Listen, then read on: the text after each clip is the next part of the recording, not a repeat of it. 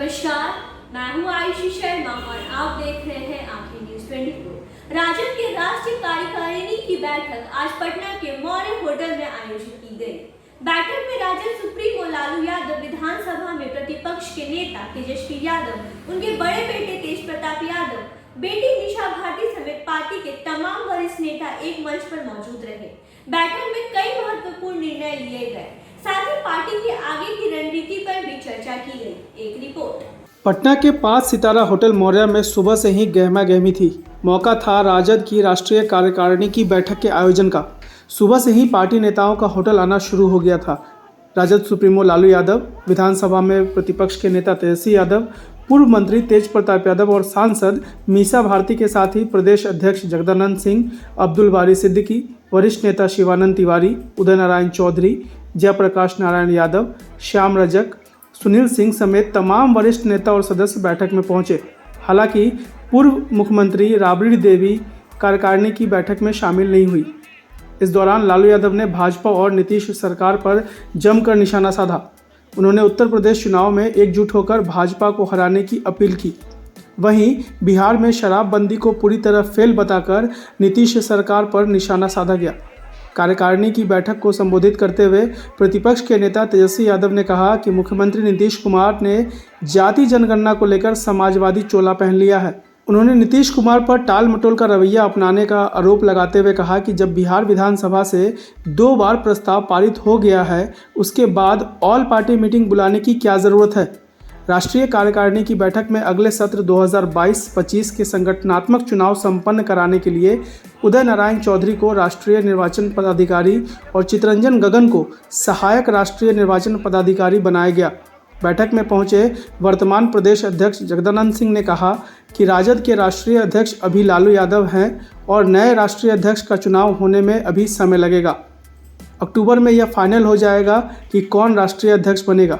सालों के लिए संभव ही नहीं है, ये अधिकार नहीं है राष्ट्रीय जनता दल के संविधान के मुताबिक। एक ही चीज़ है, ये सारा अधिकार संविधान हमारे पार्टी का देता है आम कार्यकर्ताओं को, और उसके लिए एक निर्वाचन पदाधिकारी उसी तरह होगा जो भारत की सरकार के चुनाव का अधिकार जिसे प्राप्त होता है, उसी तरह हमारे भी निर्वाचन पदाधिकारी के हाथों में होगा। अब ये निर्वाचन की प्रक्रिया जैसे शुरू हो गई, याद रखिए निर्वाचन की प्रक्रिया जब होती है लोकतांत्रिक व्यवस्था में, तो अधिकांश व्यवस्थाएं चली जाती है निर्वाचन आयोग के हाथ में। उसी तरह ये जो निर्वाचन के लिए हमारे अधिकारी होंगे, इनके हाथ में सारी व्यवस्था चली जाएगी, लेकिन निर्वाचन कराने का, किसी को नॉमिनेट करने का नहीं।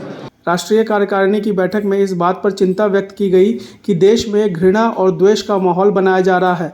यह तय किया गया कि ऐसे तत्वों के विरुद्ध कारगर तरीके से लड़ाई जारी रहेगी।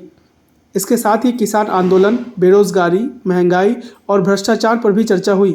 की परिस्थिति है, उस परिस्थिति में जो आम जन है, जो त्राहिमाम कर रहा है, जो किसानों की समस्या है, और किसान का जो इतना बड़ा आंदोलन चला और उसमें करीब 750 किसानों ने जो अपनी शहादतें दी, उन सब के बारे में भी जिक्र हुआ, महंगाई के बारे में भी जिक्र हुआ, बेरोजगारी के बारे में भी जिक्र हुआ, और जो भ्रष्टाचार है उसके बारे में भी जिक्र हुआ।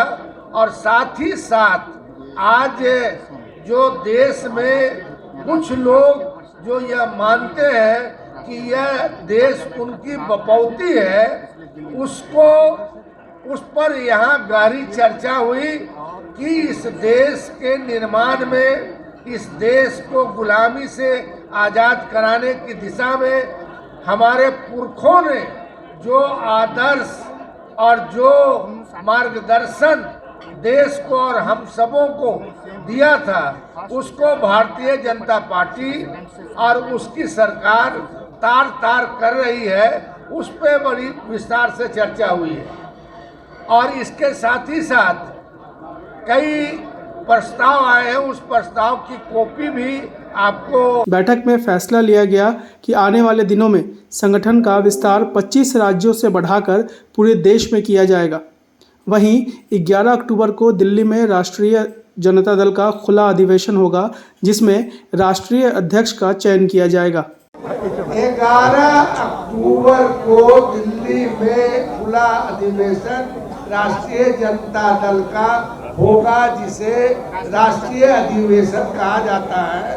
और उस राष्ट्रीय अधिवेशन में राष्ट्रीय अध्यक्ष का चयन किया जाएगा, निर्वाचन किया जाएगा। और जब अध्यक्ष का निर्वाचन हो जाता है तो उनकी अनुमति से राष्ट्रीय कार्यकारिणी और राष्ट्रीय पदाधिकारियों का मनोनयन होता है या चयन होता है। बस, बहुत धन्यवाद। चलिए, धन्यवाद। अगर अब तक आपने हमारा चैनल सब्सक्राइब नहीं किया है तो जल्द से जल्द उसे सब्सक्राइब कर ले और तमाम खबरों के लिए देखते रहें आंखें न्यूज़ 24, नज़र हर खबर पर। क्या आप पत्रकारिता के क्षेत्र में अपना कैरियर बनाना चाहते हैं?